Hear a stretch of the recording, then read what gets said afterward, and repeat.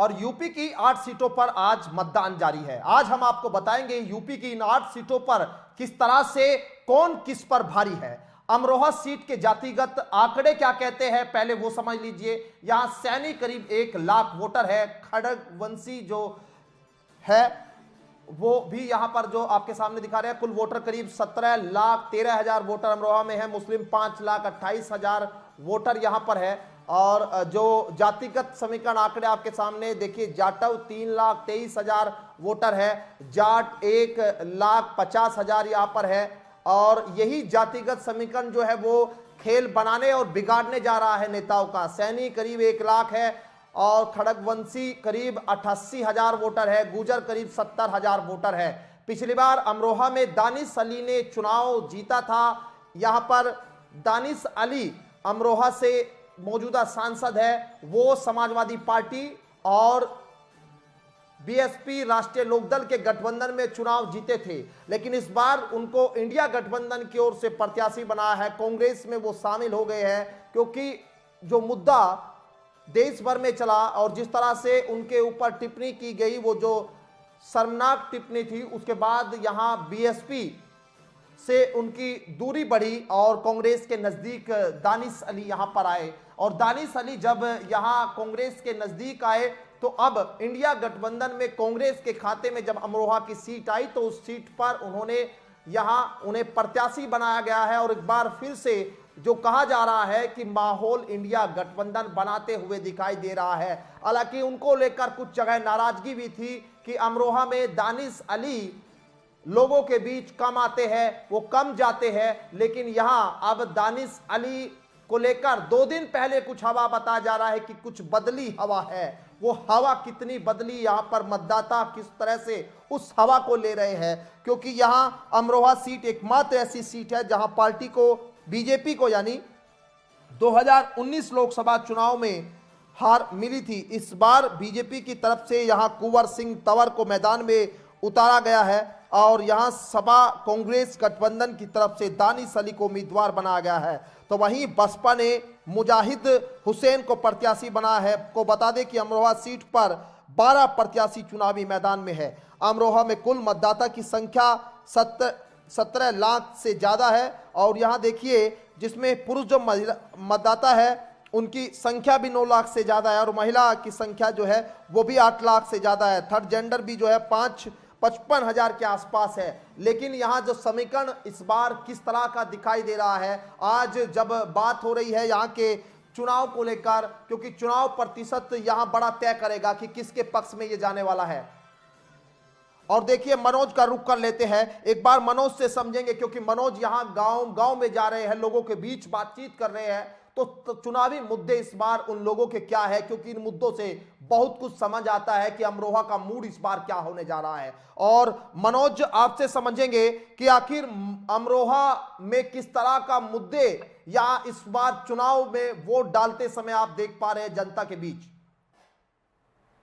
जी बिल्कुल, आपको बता दूं कि सबसे बड़ा जो मुद्दा है वो जनता का, अगर बात करें तो महंगाई का सबसे बड़ा मुद्दा निकल कर सामने आ रहा है। और जो युवाओं की बात करें तो युवाओं का जो मुद्दा है वो नौकरी का मुद्दा है, क्योंकि बेरोजगारी लगातार बढ़ती जा रही है। अगर 2014 से 2024 तक की बात करें तो 10 साल के कार्यकाल में प्रधानमंत्री नरेंद्र मोदी के कार्यकाल में बेरोजगारी बहुत ज्यादा बढ़ी है, ये यहाँ के युवाओं का कहना है। लेकिन इस बार अगर देखा जाए तो धर्म से हटकर यहाँ पर वोट किया जा रहा है और युवा जो हैं, छात्र छात्राएं हैं, वो बढ़ चढ़कर वोटिंग में भाग ले रहे हैं।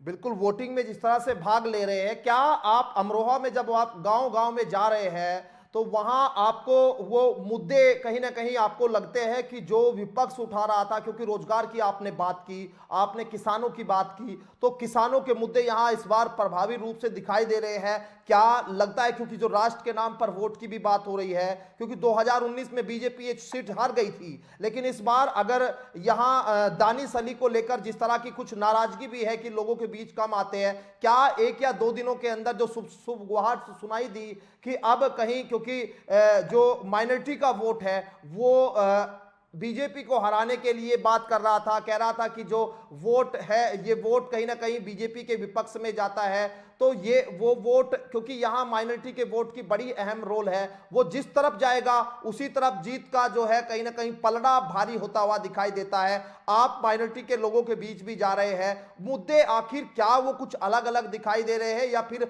आपको लगता है कि एक मुद्दे पर, यानी विकास के मुद्दे पर, रोजगार के मुद्दे पर, या फिर किसान के मुद्दे पर यहाँ इस बार लोग वोट करने जा रहे हैं, या फिर बीजेपी के लिए आपको यहाँ कुछ आशंकाएं, संभावनाएं दिखाई दे रही है? मनोज,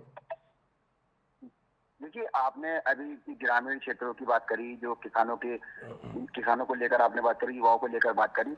तो अगर किसानों की बात की जाए तो किसान लगातार सड़कों पर है, तो सबसे बड़ा मुद्दा तो किसानों का यही है।